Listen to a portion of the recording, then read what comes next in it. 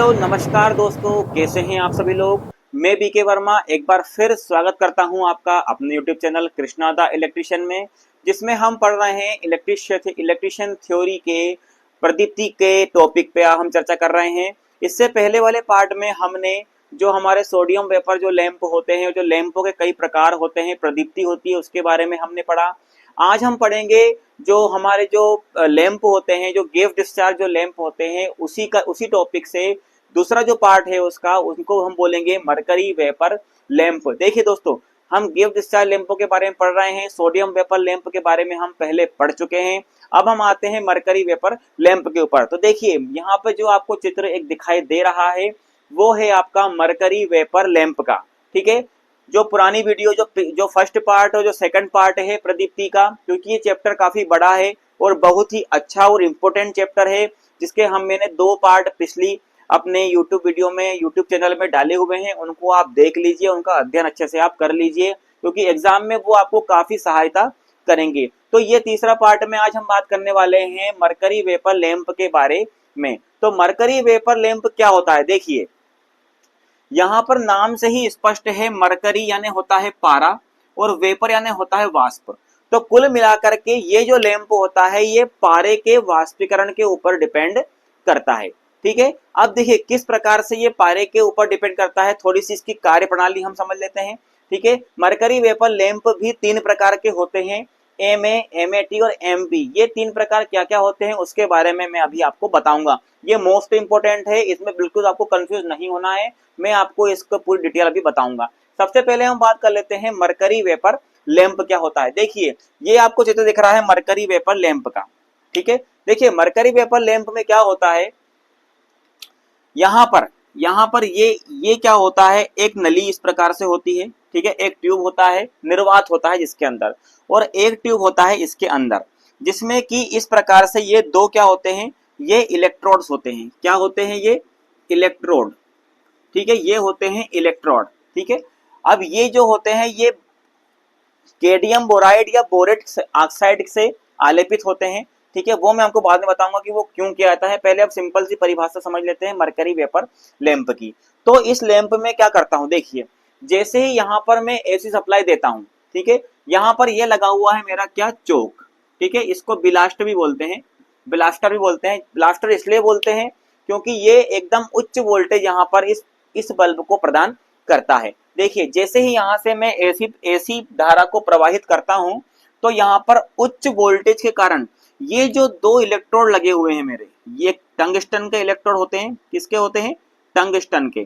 ठीक है, टंगस्टन यहाँ पे लिख देता हूं मैं। ये टंगस्टन के इलेक्ट्रोडों के बीच में क्या होता है, एक तीव्र आर्क पैदा होता है। क्या पैदा होता है, आर्क। क्यों होता है, क्योंकि ये जो आपको डॉटेड दिख रहे हैं, ये डॉटेड में क्या है, एक तो मैंने आर्गन गैस भरी हुई है और पारा है। क्या है, 2 चीज है इसके अंदर, आर्गन गैस और पारा होता है। तो सबसे पहले क्या होता है, आर्गन गैस की बारी आती है।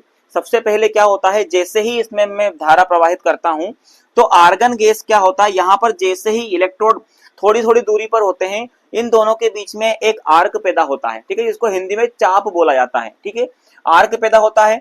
तो ये आर्क के कारण क्या होता है, ये गैस जो होती है आर्गन गैस, ये अपने धन आयन और ऋण आयन में विभक्त होने लगती है। ठीक है, आयनीकृत होने लगती है।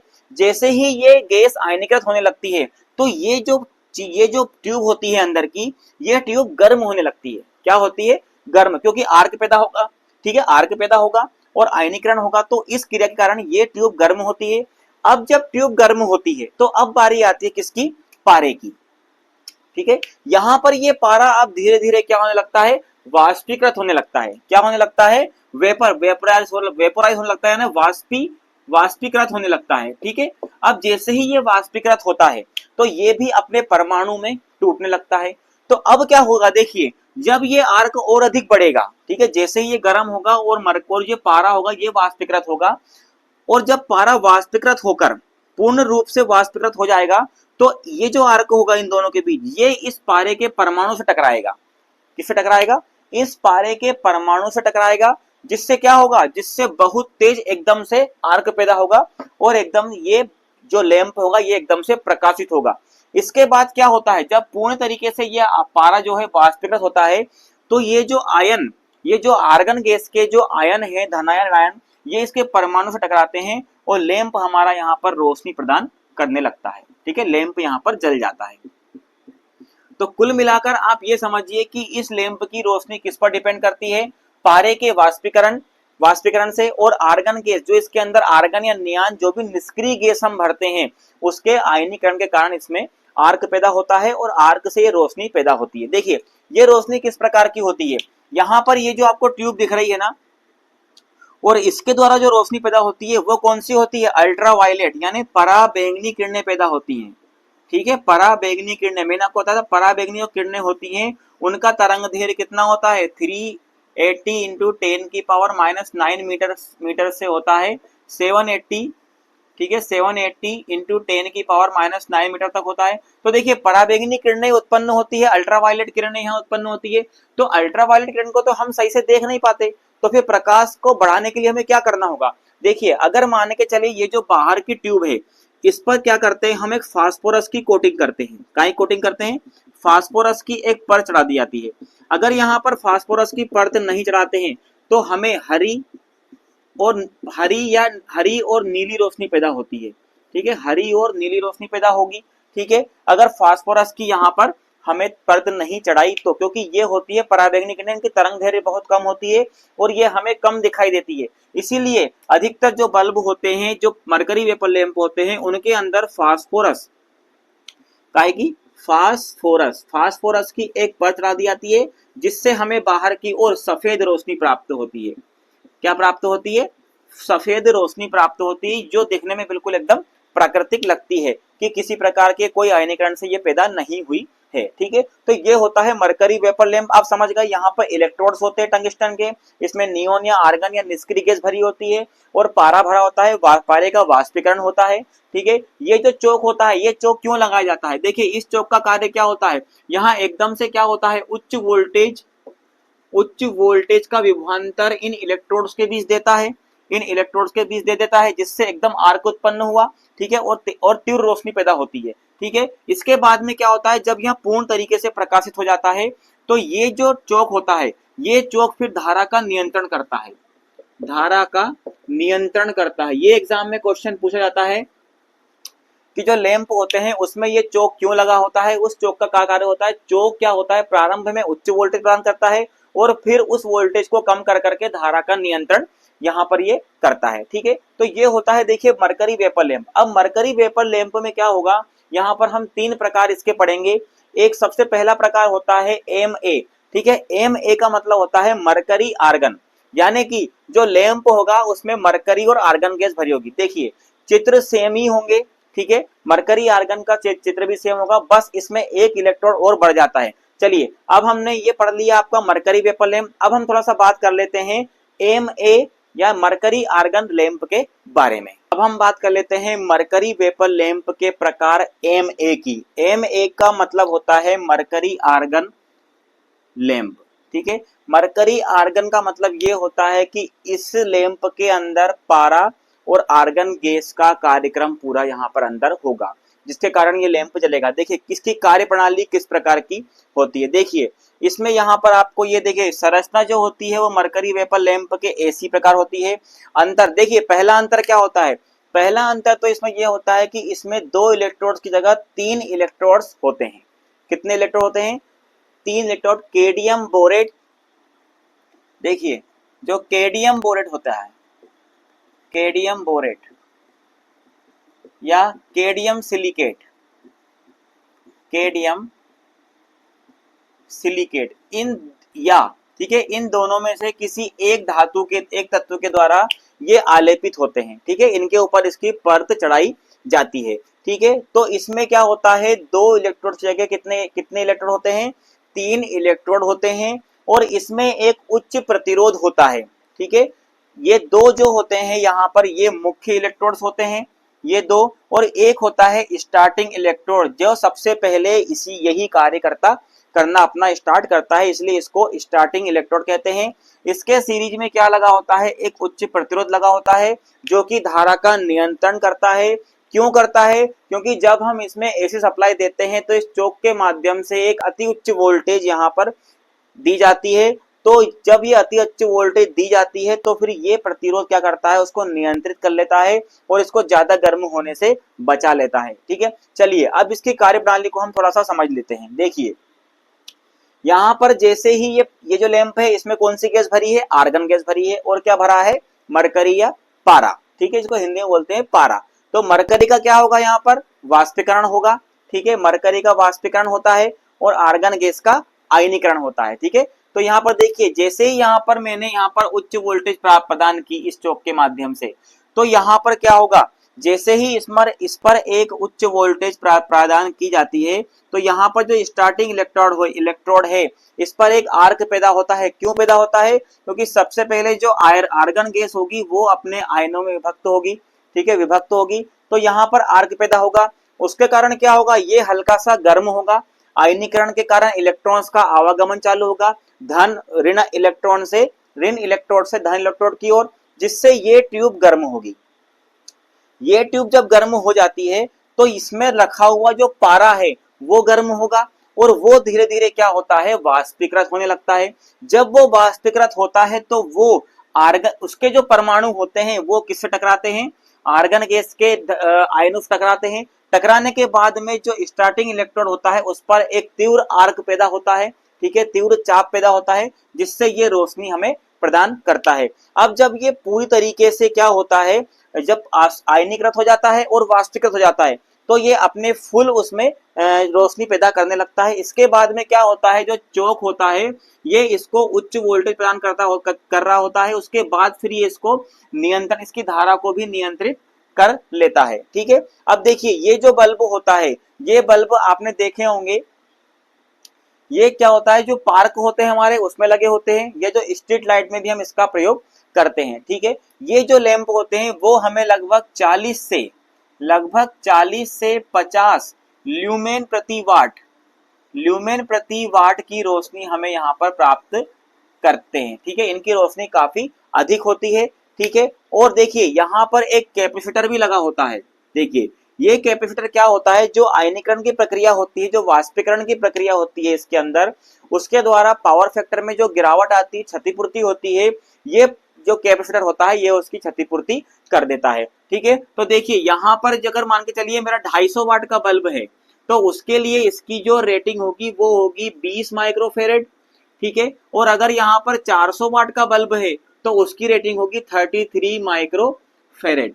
ठीक है, क्या होगी, 33 माइक्रोफेरेड होती है। तो ये होता है देखिए कैपेसिटर, इसकी रेटिंग मैंने आपको बता दी।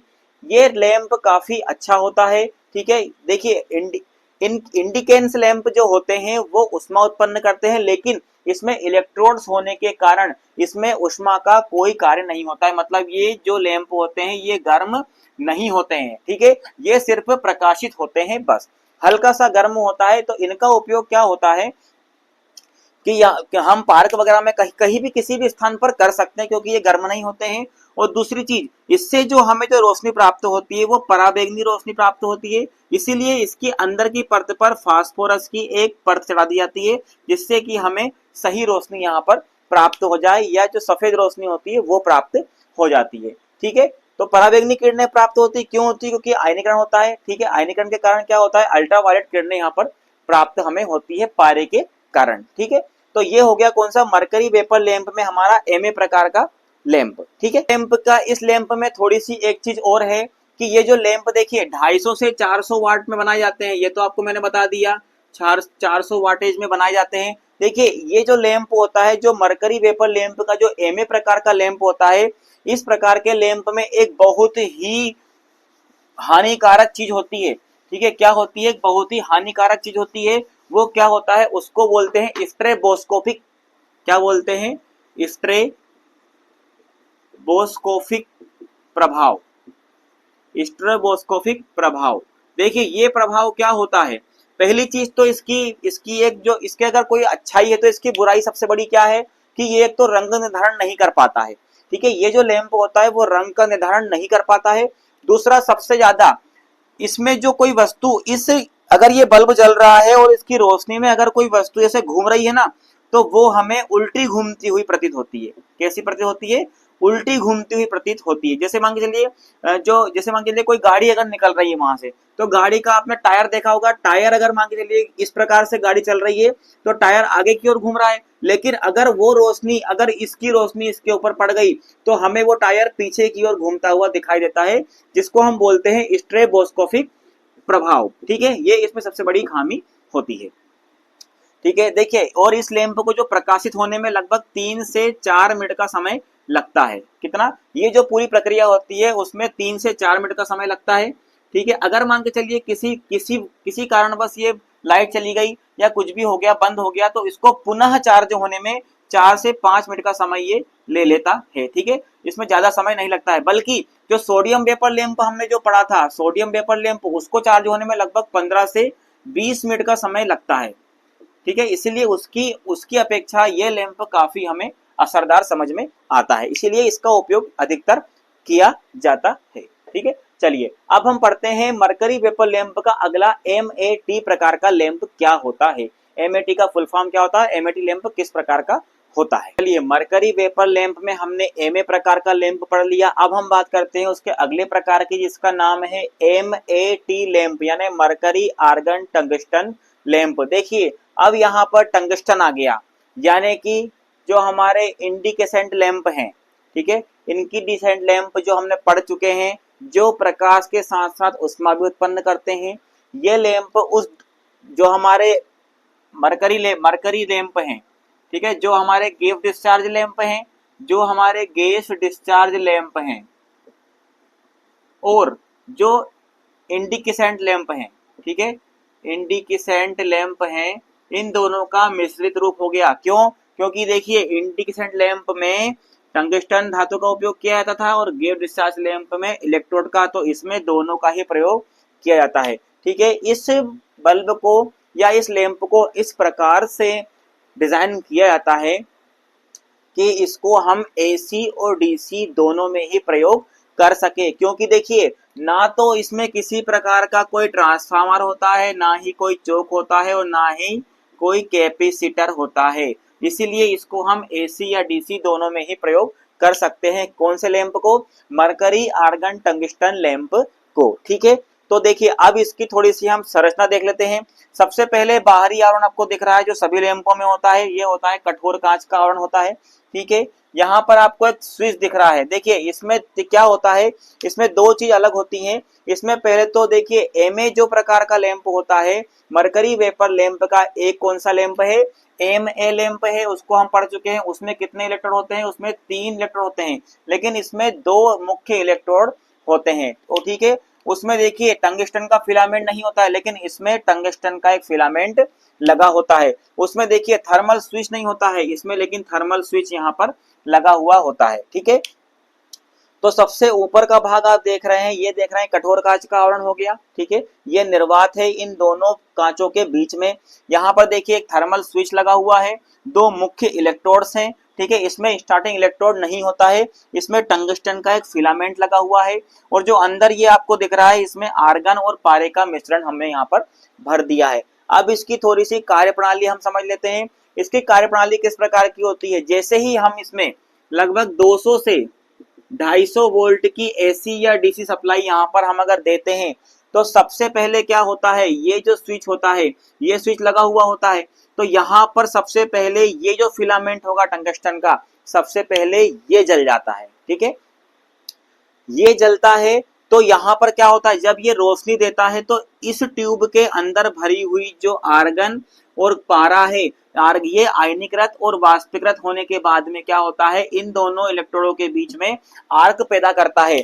जब ये पूरी तरीके से आर्क पैदा कर देता है, आयनीकृत हो जाता है और पारा हमारा वाष्पीकृत हो जाता है, और ये जो ट्यूब होती है, अब क्या, अभी तक तो क्या हो रहा था, इस फिलामेंट के माध्यम से रोशनी हमें मिल रही थी, लेकिन अब क्या होगा, ये जब पूरी तरीके से वाष्पीकृत या आयनीकृत हो जाएगा, इसमें प्रक्रिया हो जाएगी, तब ये रोशनी देने लगेगा, और जब ये पूर्ण तरह से वाष्पीकृत हो जाएगा, गर्म हो जाएगा, तो ये थर्मल स्विच ऑटोमेटिक ऑफ हो जाएगा, यानी कि ये जो फिलामेंट है, इसको अब सप्लाई कहीं से नहीं मिल रही है। देखिए आप, यहाँ से स्विच बंद हो गया, तो यहाँ से इसका मतलब ये सप्लाई बंद हो गई, यानी कि अब जो हमारा स्रोत हो गया रोशनी का वो क्या हो गया, वो ये अंदर वाला ट्यूब हो गया। इस फिलामेंट से हमें रोशनी नहीं मिलेगी। इसका काम सिर्फ कितना है, इस ट्यूब को रोशनी देना या इसको इतना गर्म कर देना कि आर्गन और पारा अपनी क्रियाएं कर सकें। ठीक है, तो इस अंदर के ट्यूब के माध्यम से हमें रोशनी यहाँ पर मिल जाती है। ठीक है, क्योंकि इसका संपर्क यहाँ पर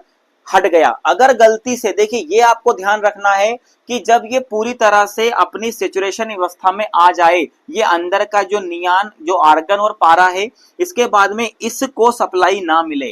ठीक है, इस जो ये फिलामेंट है इसको सप्लाई नहीं मिलना चाहिए। अगर गलती से ये स्विच अगर जुड़ गए तो क्या होगा, यहाँ पर ये अत्यधिक गर्म हो जाता है। ठीक है, अब देखिए यहाँ पर ये स्विच हट गया ना, तो अब देखिए यहाँ पर ये जो लैंप होगा, ये जो टंगस्टन का जो फिलामेंट होगा, ये एक उच्च प्रतिरोध का कार्य करेगा। किस चीज का कार्य करेगा, उच्च प्रतिरोध का कार्य करेगा, यानी कि जो अधिक करंट होगी ना उसको नियंत्रण का कार्य कर देगा।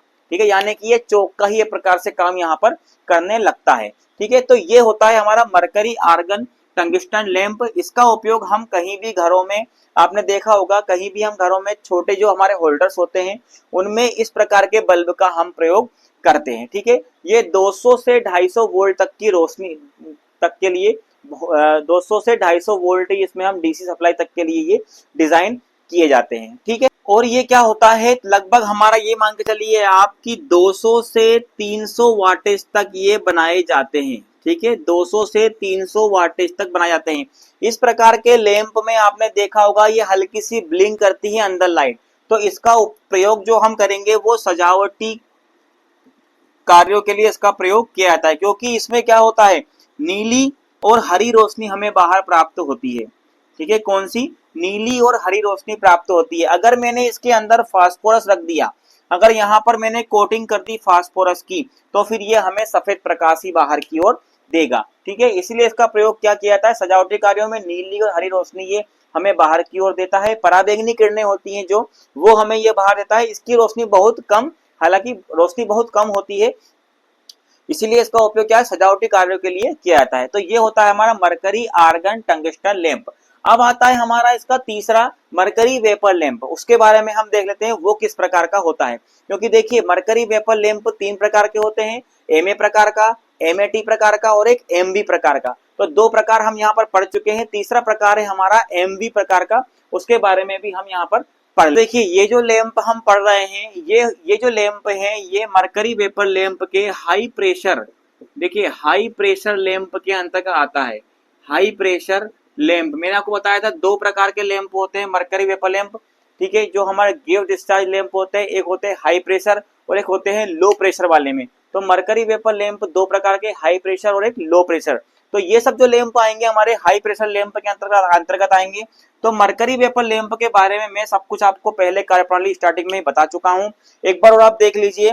यहाँ पर देखिए जो एमए प्रकार का जो लैंप होता है हमारा, सेम टू सेम बिल्कुल उसी तरह इसकी संरचना होती है और वही कार्यप्रणाली इसमें लागू होती है। ठीक है, बस अंतर इतना होता है उसमें आर्गन, देखिए ये जो मरकरी आर्गन गैस भरी होती है इसमें भी वही मरकरी आर्गन गैस यहाँ पर भरी होती है। 2 मुख्य इलेक्टर होते हैं, एक स्टार्टिंग इलेक्टर होता है। ठीक है, जैसे इसमें सप्लाई देते हैं तो यहाँ पर आयनीकरण हो जाता है। ठीक है, आयनीकरण होने के कारण क्या है, जो पारा होता है वो वाष्पीकृत होता है और उसके कारण हमें यहाँ पर रोशनी प्राप्त होती है। ठीक है, तो ये जो होता है इसकी जो इसमें देखिए कैपेसिटर भी लगा होता है। ठीक है, कैपेसिटर की जो कार्यकारी जो माइक्रोफेरेड होता है वो होता है 10 माइक्रोफेरेड। ठीक है, और इसके बाद में क्या होता है, इसमें यहाँ पर चोक भी यहाँ पर लगा होता है। देखिए ये लैंप जो होते हैं ये एक बड़े बॉक्स में स्थापित किए जाते हैं। ठीक है, इनको किसी भी होल्डर में लगाना संभव नहीं हो पाता है, क्योंकि इसमें देखिए यहाँ पर एक छोटा ट्रांसफार्मर या चोक भी लगा होता है और कैपेसिटर भी लगा होता है। ठीक है, ये ऐसी सप्लाई पर ही कार्य करते हैं। ठीक है, तो ये जो मरकरी वेपर लैंप, देखिए तीन प्रकार का लैंप होगा। एक हो गया मेरा एमए प्रकार का, एमएटी प्रकार का, एमएटी प्रकार का और एक एमवी प्रकार का। ठीक है, फर्स्ट, सेकंड और ये तीसरे नंबर का। ठीक है, थर्ड, जो तीनों हमारे लैंप होगा ये होगा हाई प्रेशर लैंप। ठीक है, हाई प्रेशर लैंप के अंतर्गत जो मरकरी वेपर लैंप आते हैं, मरकरी लैंप जो आते हैं उनके ये उदाहरण तीनों हो गए। इनको आप अच्छे से देख लीजिए, पढ़ लीजिए, समझ लीजिए। अब हम बात करेंगे लो प्रेशर लैंपों के बारे में। ये तो हो गए हमारे हाई प्रेशर लैंप। अब हम बात करते हैं लो प्रेशर लैंप किस प्रकार से कार्य करते हैं, उनकी कार्यप्रणाली क्या होती है और लो प्रेशर लैंप कितने प्रकार के होते हैं।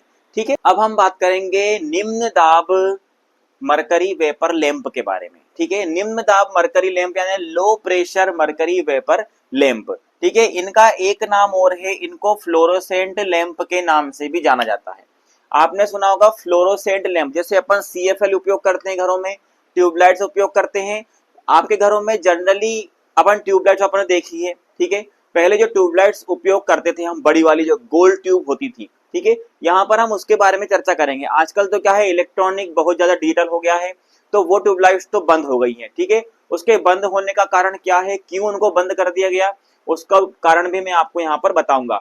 सबसे पहले आप ये समझिए कि निम्न दाब मरकरी वेपर लैंप होता क्या है। देखिए देखिए हमने इससे पहले पढ़ा high pressure mercury vapour lamp, जिनमें क्या होता है, बहुत ज्यादा प्रेशर की आवश्यकता होती है और तब जाकर उसमें क्या है, मरकरी या पारा भरा जाता है और गैस भरी जाती है। इसमें क्या होता है जहां पर, और उसमें क्या होता है, जो हाई प्रेशर वाले में शक्ति का उपयोग बहुत ज्यादा होता है, शक्ति खर्च वहां पर ज्यादा होता है। ठीक है, उन लैंपों को प्रकाशित करने के लिए पर्याप्त मात्रा में शक्ति का उपयोग होता है। लेकिन इन लैंपों में क्या होता है, इन लैंपों में जहां हमें निम्न शक्ति खर्च करके, निम्न पावर खर्च कर करके उचित प्रकाश या अच्छा प्रकाश चाहिए होता है, वहां पर इन लैंपों का प्रयोग किया जाता है। यानी कि निम्न शक्ति व्यय पर उत्तम प्रकाश प्राप्त करने के लिए इन फ्लोरोसेंट या निम्न दाब मरकरी वेपर लैंप का प्रयोग किया जाता है। ठीक है, देखिए एक उदाहरण हमने यहाँ पर ले लिया है ट्यूबलाइट का। किसका उदाहरण लिया है, ट्यूबलाइट का। ठीक है, ये आपको दिख रहा है ट्यूबलाइट का एक चित्र। ठीक है, ये फ्लोरोसेंट ट्यूब है। ठीक है, इसको क्या बोलेंगे हम, देखिए यहाँ पर इसके 3 घटक मुख्य होते हैं। एक होता है यहाँ पर ये स्टार्टर। ठीक है, दूसरा होता है यहाँ पर चोक, इसको बोलते हैं हम चोक, और ये होता है हमारा ट्यूब जिसके अंदर मरकरी और गैस भरी जाती है। ठीक है, और ये होते हैं हमारे इलेक्ट्रोड। ठीक है, क्या होते हैं ये, या फिर इसको हम क्या बोल सकते हैं, यहाँ पर फिलामेंट बोल सकते हैं या इलेक्ट्रोड बोल सकते हैं। ठीक है, इलेक्ट्रोड क्या होते हैं, ये इलेक्ट्रोड होते हैं। देखिए ये फ्लोरोसेंट लैंप जो होता है बहुत ही कम मात्रा में शक्ति का उपयोग करता है, शक्ति व्यय करता है और गर्म भी नहीं होता है और आसानी से प्रकाश भी उत्पन्न करता है। बहुत सिंपल प्रक्रिया होती है इसकी। देखिए किस प्रकार से ये कार्य करता है। देखिए सबसे पहले मैं बात कर लेता हूं यहाँ पर स्टार्टर की, क्योंकि सबसे पहला जो घटक होता है स्टार्टर। सबसे पहले जैसे ही मैं यहाँ पर सप्लाई को ऑन करता हूं तो सबसे पहला कार्य होता है स्टार्टर का। स्टार्टर क्या होता है, देखिए ये क्या होता है, एक कांच, ये कांच होता है। इस कांच के अंदर दो द्विधात्विक पत्तियां होती हैं। क्या होती है, दो द्विधात्विक पत्तियां होती हैं और इसके अंदर हीलियम गैस को भरा जाता है। किसको भरा जाता है, हीलियम गैस भरी होती है इसके अंदर। ठीक है, यहाँ पर सप्लाई तो इसके अंदर क्या होता है, हीलियम गैस के यहाँ पर इलेक्ट्रोड जो द्विधात्विक पत्तियां हैं इनके बीच में एक आर्क पैदा होता है। क्या पैदा होता है, एक चमक पैदा होती है, आर्क, जिसके कारण क्या होता है, जो हीलियम गैस का आयनीकरण प्रारंभ हो जाता है। क्या हो जाता है, हीलियम गैस का आयनीकरण प्रारंभ हो जाता है। इसके कारण ये जो स्टार्टर है, ये इस ट्यूब, फिर क्या होता है, ये द्विधात्विक पत्तियों आपस में क्या होती है, एक बंद स्विच की भांति कार्य करती है। यहाँ पर ये खुली है, थोड़ा सा गैप होता है इन दोनों पत्तियों के अंदर, एक दूसरे से थोड़ी बहुत दूरी पर होती हैं ये पत्तियां। जैसे ही मैं यहाँ पर सप्लाई देता हूं तो इनके बीच में आर्क पैदा होता है और ये बंद स्विच की भांति कार्य करती है। अब जैसे ही यहाँ पर सर्किट पूर्ण होता है तो इन दोनों इलेक्ट्रोडों के बीच में ये जो चोक होता है, अब कार्य किसका आता है, इस चोक का। तो ये चोक क्या होता है, एकदम से उच्च वोल्टेज इन इलेक्ट्रोडों के बीच, उच्च विभवांतर इन दोनों इलेक्ट्रोडों के बीच में स्थापित कर देता है। ठीक है, अब इस स्टार्टर का कार्य खत्म हो गया यहाँ पर। अब जैसे ही इस चोक के माध्यम से सप्लाई होकर के इन इलेक्ट्रोड्स के बीच पहुंचेगी तो ये इलेक्ट्रोड्स क्या होंगे, इसमें हल्का सा एक आर्क उत्पन्न हो जाता है, जिससे क्या होगा, जो इसके अंदर जो गैस भरी है, मान के चलिए आर्गन गैस भरी है, उस आर्गन गैस का आयनीकरण स्टार्ट हो जाएगा। आयनीकरण स्टार्ट होने के कारण पारा जो इसके अंदर होगा वो वाष्पित होगा और जो पारे के परमाणु है वो इस आर्गन गैस के परमाणु जो इलेक्ट्रॉन्स होंगे उनसे टकरा करके ये प्रकाश उत्पन्न करते हैं। ठीक है, तो चोक फिर क्या होगा, देखिए यहां पर इसका काम तो खत्म हो गया। अब अगर मान के चलिए मेरी ये ट्यूबलाइट पूरी तरह से ऑन हो गई, ठीक है, तीव्र प्रकाश इसने पूर्ण तरीके से ये वाष्पीकृत हो गया पारा और पूर्ण तरीके से आयनीकृत हो गया आर्गन गैस। इसके बाद में इस स्टार्टर को अगर मैं निकाल भी लूंगा ना तो भी मेरा यहाँ पर ये ट्यूबलाइट बंद नहीं होगी, ये पर्याप्त मात्रा में कार्य करती रहेगी जिस तरह से ये कार्य कर रही है। यहाँ पर देखिए चोक का काम क्या होगा, ये चोक क्या करेगा, प्रारंभ में तो विद्युत उच्च विभवांतर पैदा कर देगा। इसके बाद में जैसे ही ये अपनी पूर्ण अवस्था में ये ट्यूबलाइट आ जाएगी, प्रकाशित हो जाएगी, फिर ये चोक उस वोल्टेज को घटा के निम्न वोल्टेज 100 वोल्ट पर स्थिर कर देगा। और देखिए चोक का कार्य क्या होता है, एक तो वोल्टेज को यहां पर स्थिर करना होता है, ठीक है, वोल्टेज को निम्न वोल्टेज करना होता है और धारा का नियंत्रण करना होता है। ठीक है, ये एग्जाम में क्वेश्चन आता है, ये आप ध्यान रखना। जो चोक होता है फ्लोरोसेंट लैंप में या किसी भी कहीं भी चोक का उपयोग किया जाता है तो वो वोल्टेज को निम्न वोल्टेज पर स्थिर करता है और धारा का नियंत्रण भी करता है। यहाँ पर चोक जैसे ही इसमें उच्च वोल्टेज प्रदान करेगा, आर्क पैदा होगा जिसके कारण ये फ्लोरोसेंट लैंप क्या होगा, जलने लगेगा। इसमें आयनीकरण और वाष्पीकरण की प्रक्रिया प्रारंभ हो जाएगी। देखिए इसके द्वारा जो उत्पन्न प्रकाश होता है ना, वो प्रकाश होता है अल्ट्रावायलेट, यानी कि पराबैंगनी किरणें होती हैं। कौन सी होती है, पराबैंगनी किरणें, जिन्हें हम देख नहीं पाते हैं। ठीक है, उनको हम सीधे तौर पर नहीं देख पाते क्योंकि इनकी तरंग दैर्घ्य बहुत ही कम होती है। इसीलिए क्या होता है जो ट्यूब होती है ना, ये जो ट्यूब आपको दिख रही है, इस ट्यूब के जो कांच होता है, इस कांच पर क्या होता है, फ्लोरोसेंट पदार्थ, ठीक है, फ्लोरोसेंट पदार्थ की एक लेप लगा दी जाती है, फ्लोरोसेंट पदार्थ। अब वो फ्लोरोसेंट पदार्थ क्या हो सकता है, देखिए वो फ्लोरोसेंट पदार्थ आपका कैडियम सिलिकेट भी हो सकता है, कैडमियम बोरेट भी हो सकता है, मैग्नीशियम टंगस्टेट भी हो सकता है। देखिए मैग्नीशियम टंगस्टेट, इसका नाम मैं इसलिए बोल रहा हूं टंगस्टेट क्योंकि इसके द्वारा ही हमें हल्की सी नीली और सफेद रोशनी प्राप्त होती है। कौन सी रोशनी प्राप्त होती है, सफेद। देखिए इसके अंदर तो अल्ट्रावायलेट किरणें पैदा होती हैं, ठीक है, पराबैंगनी किरणें प्राप्त होती हैं। अगर इसके ऊपर में अगर मैं पर ये मैग्नीशियम टंगस्टेट की परत को नहीं चढ़ाता हूं तो मुझे इसमें से रोशनी प्राप्त नहीं होगी, वो मुझे दिखाई नहीं देगी, दिखाई भी देगी तो बहुत ही कम मात्रा में दिखाई देगी। इसीलिए इसके ऊपर जो फास्फोरस पदार्थ होता है या जो फ्लोरोसेंट पदार्थ होता है उसकी लेप को चढ़ा दिया जाता है, जो कि मैग्नीशियम टंगस्टेट हो सकता है या कैडियम सिलिकेट, कैडियम बोरेट, इस प्रकार से कई 4-5 इस प्रकार से फास्फोरस पदार्थ या फ्लोरोसेंट पदार्थ होते हैं जिनकी यहाँ पर लेप चढ़ा दी जाती है। हमें जिस भी कलर का रंग चाहिए होता है उस प्रकार से उसकी यहाँ पर चढ़ा दी जाती है और बाहर मुझे नीली या सफेद कलर की यहाँ पर श्वेत प्रकाश मुझे प्राप्त होता है। कौन सा प्राप्त होता है, श्वेत प्रकाश मुझे यहाँ बाहर की ओर प्राप्त होता है जो मुझे प्रकाश चाहिए होता है। ठीक है, तो ये फ्लोरोसेंट लैंप जो होता है बहुत ही कम मात्रा में शक्ति व्यय करता है। दूसरी चीज इसकी, देखिए फ्लोरोसेंट लैंप जो होता है,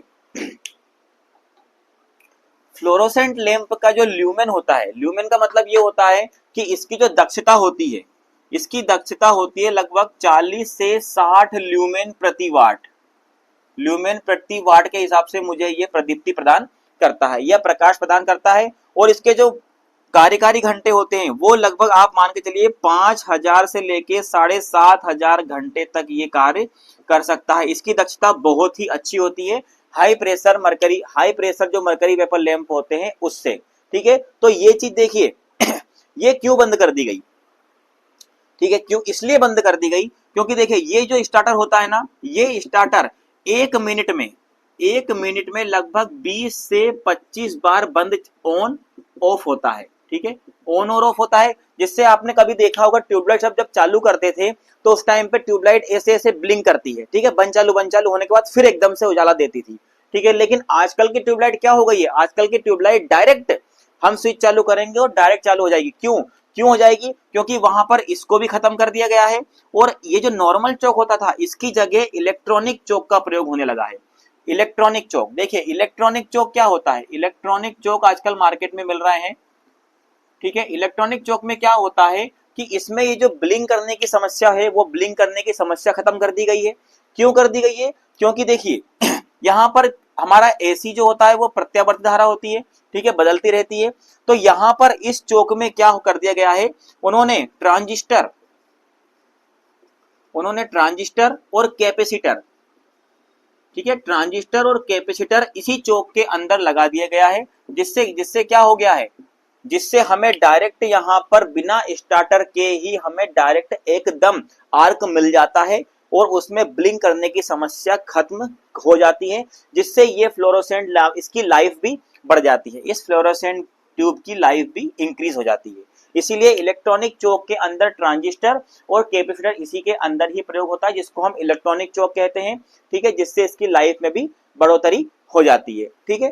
तो ये हो गया, देखिए निम्न दाब मरकरी वेपर लैंप। अगर मान के चलिए इस लैंप को मैं डीसी से संयोजित कर दूं, देखिए बहुत ज्यादा इसमें लिखा गया है, मैं थोड़ा मिटा देता हूं। अगर इसको मैं डीसी से संयोजित कर दूं तो क्या होगा, ठीक है, इसको मैं डीसी से संयोजित कर दूं, देखिए यहां पर मैंने एसी दी थी, अब चूंकि इसको डीसी पर मैंने संयोजित किया तो क्या होगा, देखिए यहां पर इसका उच्च रिएक्टेंस है, ठीक है, उच्च प्रतिरोध वाला चोक लगा हुआ है, तो क्या होगा, उच्च प्रतिरोध के कारण ये डीसी के लिए बहुत ही कम प्रतिरोध पैदा करेगा, ठीक है। जैसे ही मैं डीसी सप्लाई दूंगा तो ये जो चोक होगा ये हाई रिएक्टेंस वाला है एसी के लिए, लेकिन डीसी के लिए बहुत ही कम प्रतिरोध प्रदर्शित करेगा, जिससे धारा की मात्रा बहुत ही ज्यादा उच्च हो जाएगी और ये उसको नियंत्रित नहीं कर पाएगा, ठीक है। जिससे क्या होगा, जिससे ये जो इलेक्ट्रोड लगे हैं या ये जो फिलामेंट लगे हैं ये काले हो जाते हैं, क्या हो जाते हैं, काले हो जाते हैं, या जो ट्यूब होगी इसकी ये इसको खराब भी कर देते हैं, ठीक है। और एक समान हमें विद्युत धारा यहाँ पर नहीं चाहिए होती है, यहाँ पर हमें परावर्तित विद्युत धारा चाहिए होती है, और इसके कारण क्या होगा, यहाँ पर वाष्पीकरण भी नहीं होगा, आयनीकरण भी नहीं होगा, और इसके धारा के मान का नियंत्रण भी नहीं होगा, जिससे ट्यूबलाइट खराब हो जाएगी। इसीलिए इसका लगभग डीसी में उपयोग नहीं किया जाता है, इसलिए इसको एसी पर ही संयोजित किया जाता है, ठीक है। तो ये हो गया हमारा निम्न दाब mercury vapour lamp, fluorescent lamp भी इसको कहते हैं। इसकी कार्यप्रणाली, इसमें क्या क्या चीज उपयोग होती है वो मैंने आपको बता दी। इसकी ल्यूमेन आपको याद रखना है, इसकी दक्षता होती है लगभग 60 ल्यूमेन प्रति वाट, ठीक है, 60 ल्यूमेन प्रति वाट। इसके कार्यकारी घंटे लगभग 5000 से 7500 घंटे इसकी कार्यकारी दक्षता होती है, कार्यकारी घंटे होते हैं, ठीक है। और इसमें देखिए लगभग जो ये ट्यूब होती है इसकी जो लंबाई होती है 1 से 3 फीट के समथिंग होती है, ठीक है, 1 से 3 फीट लगभग इसको बनाया जाता है, ठीक है। और यहाँ पर जो इसकी मोटाई होगी वो लगभग ज्यादा नहीं, 1 से 5 mm के समथिंग इसकी मोटा। आजकल तो बहुत छोटी छोटी ट्यूबलाइट्स आने लगी है, बहुत पतली पतली ट्यूबलाइट्स आने लगी है। तो आप ये ध्यान रखिए कि ये किस प्रकार से कार्यप्रणाली होती है, स्टार्टर का यहाँ पर क्या काम होता है, चोक का यहाँ पर क्या काम होता है, और ये जो फिलामेंट्स होते हैं, ये देखिए ये जो फिलामेंट्स होते हैं टंगस्टन के ही होते हैं, काय के होते हैं, टंगस्टन के ही होते हैं, ठीक है। तो इनका उपयोग हम यहाँ पर करते हैं। और डीसी में उपयोग करने पर इसमें इसका क्या प्रभाव पड़ता है, निम्न शक्ति व्यय में हमें ज्यादा प्रकाश चाहिए होता है, ये अल्ट्रावायलेट जो प्रकाश अंदर उत्पन्न करता है। इसकी जो परत होती है, कांच का ट्यूब होता है, इसके ऊपर देखिए आपने कभी भी अगर ट्यूबलाइट फूटी हो तो इसके अंदर एक फास्फोरस, एक हल्का सा पदार्थ निकलता है पाउडर टाइप में, वो यही होता है मैग्नीशियम टंगस्टेट, ठीक है, केडियम बोरेट, केडियम सिलिकेट, इस प्रकार से कई प्रकार के पदार्थ, जिस प्रकार की हमें रोशनी चाहिए उस प्रकार के यहाँ पर हम उपयोग कर लेते हैं। तो ये हो गया हमारा निम्न दाब मरकरी वेपर। मैंने यहाँ पर बात की थी फ्लोरोसेंट पदार्थ के बारे में। देखिए एग्जाम में कभी कभी क्वेश्चन इस प्रकार से पूछ लिया जाता है कि बताइए, ये जो किसी पदार्थ का नाम दे देंगे और बताइए ये किस प्रकार का रंग उत्पन्न करता है। तो देखिए उसके बारे में हम जानकारी यहाँ पर थोड़ी सी ले लेते हैं कि जैसे फ्लोरोसेंट पदार्थ, जो हमारी जो ट्यूब होती है ना, जो वो ट्यूब होती है, उस ट्यूब के जो सिरे होते हैं, ये जो ट्यूब होती है, इस ट्यूब पर कौन सा पदार्थ आलेपित करने पर कौन सा रंग हमें यहाँ पर मिलता है। तो देखिए सबसे पहले हम बात करते हैं कैल्शियम टंगस्टेट की, ठीक है, ये एक फ्लोरोसेंट पदार्थ है, ठीक है। इसको अगर मैं इस ट्यूब पर आलेपित कर दूंगा यहाँ पर, तो मुझे बाहर कौन सा प्रकाश मिलेगा, नीला प्रकाश, ठीक है, कैल्शियम नीला, कैल्शियम टंगस्टेट से मुझे नीला प्रकाश उत्पन्न होगा। दूसरा है मैग्नीशियम टंगस्टेट, जो हमारे फ्लोरोसेंट हम घरों में उपयोग करते हैं, जो हमें श्वेत प्रकाश दिखता है ना, वो वाकई में श्वेत प्रकाश नहीं होता है, वाकई में वो क्या, नीला और साथ में हल्का सा नीला और सफेद प्रकाश टाइप में, आप ध्यान से अगर उसको देखेंगे तो हल्का सा आपको नीला और सफेद प्रकाश वहां पर प्राप्त होता है मैग्नीशियम टंगस्टेट के कारण, ठीक है। वो होती है फ्लोरोसेंट पदार्थ की बात कर रहा हूं, जो पाउडर के रूप में यहाँ पर हल्का सा इसमें भरा जाता है, ठीक है, यहाँ पर इसमें आलेपित किया जाता है। तीसरा आता है मेरा जिंक सिलिकेट। जिंक सिलिकेट अगर मुझे यहाँ पर हरा रंग चाहिए तो मैं किस प्रकार का फ्लोरोसेंट पदार्थ उपयोग करूंगा, जिंक सिलिकेट फ्लोरोसेंट पदार्थ उपयोग करूंगा। अगर मुझे यहाँ पर देखिए zinc beryllium silicate, zinc beryllium silicate पीला और सफेद मुझे रंग अगर चाहिए, प्रकाश चाहिए, तो मैं यहाँ पर किसका उपयोग करूंगा, जिंक बेरिलियम सिलिकेट का यहाँ पर परत में इसमें चढ़ा दूंगा। पांचवा आता है हमारा केडियम सिलिकेट। देखिए केडियम सिलिकेट अगर मुझे पीला और साथ में हल्का गुलाबी रंग चाहिए तो मैं यहाँ पर केडियम सिलिकेट की पर चढ़ाऊंगा। छठवा आ गया मेरा केडियम बोरेट। केडियम बोरेट, केडियम बोरेट जो होता है वो गुलाबी रंग का प्रकाश उत्पन्न करता है। यहाँ पर केडियम बोरेट की पर चढ़ाने पर मुझे गुलाबी रंग का प्रकाश यहाँ पर मिलेगा। कार्यों के लिए भी हम इसका प्रयोग कर सकते हैं। हमें जिस प्रकार का प्रकाश, कलर का प्रकाश चाहिए, उस कलर के हिसाब से फ्लोरोसेंट पदार्थ हम यहाँ पर, ये एक सारणी है, इसको आप नोट डाउन कर लीजिएगा, क्योंकि एग्जाम में देखिए क्वेश्चन किस प्रकार से पूछता है। क्वेश्चन इस प्रकार से पूछता है कि प्रदीप्ति के फ्लोरोसेंट लैंप जो होता है या ट्यूबलाइट या लैंप होता है, उसमें यदि मुझे नीला प्रकाश चाहिए, कौन सा प्रकाश चाहिए, नीला प्रकाश चाहिए, तो किस प्रकार के कौन से फ्लोरोसेंट पदार्थ का उपयोग करूंगा। ऑप्शन दे देगा आपको magnesium tungstate, zinc silicate, calcium tungstate और जिंक बेरिलियम सिलिकेट। तो आप कंफ्यूज बिल्कुल नहीं होना। अगर आपको नीला प्रकाश चाहिए है तो आप बेझिझक होकर यहाँ पर ऑप्शन पे लगा दीजिएगा कैल्शियम टंगस्टेट, क्योंकि इसका प्रकाश जो होता है वो नीला हमें प्राप्त होता है। अंदर तो अल्ट्रावायलेट किरणें ही प्राप्त होती हैं। अंदर क्या होता है, फ्लोरोसेंट ट्यूब के अंदर तो अल्ट्रावायलेट किरणें ही प्राप्त होती हैं। ये फ्लोरोसेंट पदार्थ उन अल्ट्रावायलेट किरणों को अवशोषित कर लेते हैं, ठीक है, अवशोषित करके तुरंत ही, जैसे ही अवशोषित किया वो तुरंत ही बाहर हमारे जो श्वेत प्रकाश के रूप में या हमारी आंखों को दिखने वाला प्रकाश उत्पन्न कर देता है, ठीक है। इसीलिए इस फ्लोरोसेंट पदार्थ का उपयोग यहाँ पर किया जाता है। तो आपको ये सारणी बिल्कुल आप नोट डाउन कर लीजिएगा, ये बहुत ही आईएमपी है, मतलब इम्पोर्टेंट है, मोस्ट इम्पोर्टेंट है। इसमें से क्वेश्चन एमपीबी की कई एग्जाम्स में और रेलवे में भी ये क्वेश्चन पूछे जा चुके हैं, ठीक है। ये बहुत ही इम्पोर्टेंट चीज है। ये हम लोग सारणियां, देखिए जो सारणियां बनी होती है ना इलेक्ट्रिशियन थ्योरी की बुक्स में, जो सारणियां बनी है उनको आपको छोड़ना नहीं है, उनको आपको जरूर पढ़ना है। हम लोग क्या करते हैं, थ्योरी की बुक जब पढ़ते हैं तो थ्योरी हम उसमें पढ़ लेते हैं, और जो एग्जाम में जो क्वेश्चन पूछे जाते हैं वो अधिकतर जो हम छोड़ देते हैं, जो सारणी, जो तालिकाएं बनी होती है, उन तालिकाओं का अध्ययन भी हमें यहाँ पर करना चाहिए, क्योंकि उसमें से भी एग्जाम में क्वेश्चन पूछते हैं और उन्हीं में से अधिकतर पूछते हैं, क्योंकि उन्हें पता है कि थ्योरी तो हर कोई रट लेता है, लेकिन ये तालिका पढ़ना भी बहुत जरूरी हो जाता है। तो ये हो गए हमारे फ्लोरोसेंट पदार्थ, उससे उत्पन्न रंग। चलिए अब बात करते हैं हम इन ट्यूबलाइट्स, जो फ्लोरोसेंट लैंप हमारे होते हैं, इनका संयोजन हम कितने प्रकार से कर सकते हैं। तो देखिए इनका संयोजन हम दो प्रकार से ही कर सकते हैं। एक कर सकते हैं समांतर संयोजन, एक कर सकते हैं श्रेणी क्रम संयोजन। तो आपको जो चित्र यहाँ पर दिख रहा है, ये दिख रहा है इसका समांतर क्रम संयोजन। कौन सा, समांतर क्रम संयोजन। देखिए इसमें समांतर क्रम संयोजन किस प्रकार से होता है, ये चित्र में आपको यहाँ पर दिखाई दे रहा है, ठीक है। इसमें क्या होता है, यहाँ पर जो लैंप होता है इसमें हमें दो स्टार्टर की आवश्यकता होती है, दो ट्यूबलाइट की आवश्यकता होती है, और दो ही यहाँ पर चोक की आवश्यकता होती है। बट अंतर सिर्फ इतना होता है कि जो हमारा ट्यूबलाइट होता है या जो फ्लोरोसेंट लैंप होता है, उस चोक के सीरीज में हम एक कैपेसिटर यहाँ पर लगा देते हैं, ठीक है।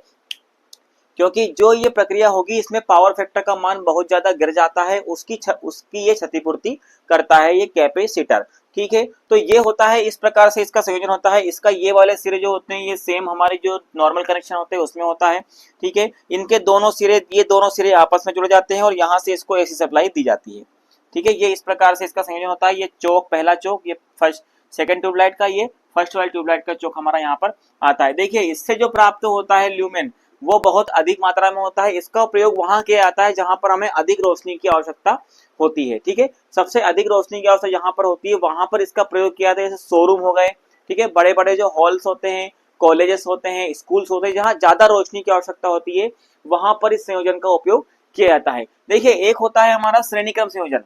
कौन सा होता है, श्रेणी क्रम संयोजन। देखिए श्रेणी क्रम संयोजन वास्तव में हालांकि नहीं किया जाता है, क्योंकि इससे हमें बिल्कुल भी प्रकाश प्राप्त नहीं होता है, बहुत कम प्राप्त प्रकाश प्राप्त होता है। क्यों होता है? क्योंकि देखिए, क्योंकि उसमें देखिए समांतर क्रम में 2 स्टार्टर प्रयोग किए जाते हैं और 2 चोक प्रयोग किए जाते हैं, लेकिन उसमें सिर्फ 1 स्टार्टर और 1 ही चोक प्रयोग किया जाता है। किसमें? श्रेणी क्रम संयोजन में। इसीलिए इसमें क्या होता है, इसमें यहाँ पर बहुत ज्यादा डिम इसकी लाइट हो जाती है, इसका प्रकाश बहुत कम प्राप्त होता है, इसलिए श्रेणी क्रम में संयोजित वैसे नहीं किया जाता।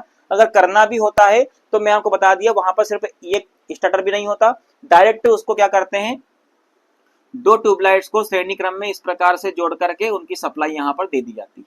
ठीक है, इसीलिए समांतर क्रम संयोजन ही प्रयोग होता है जहां पर भी होता है, इनको सीरीज में नहीं जोड़ा जाता है।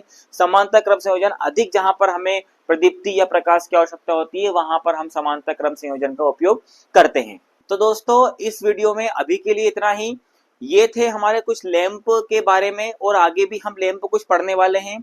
तो ये प्रदीप्ति का पार्ट जो हमने बनाया हुआ है, इसका जो पहला पार्ट है वो भी डिस्क्रिप्शन में डला हुआ है। ठीक है, ये इस पहला और दूसरा पार्ट दोनों डिस्क्रिप्शन में उसकी लिंक मैंने डाल दी है, तो डिस्क्रिप्शन में जाके आप उसको देख सकते हैं, उन दोनों की लिंक उसमें डली हुई है।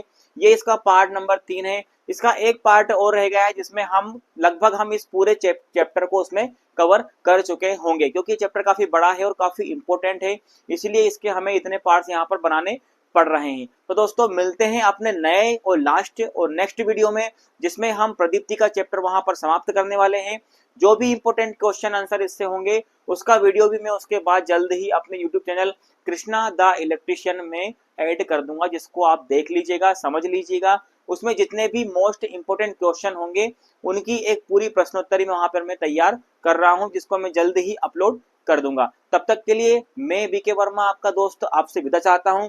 मिलते हैं अपने नए वीडियो में, तब तक के लिए जय हिंद, जय भारत।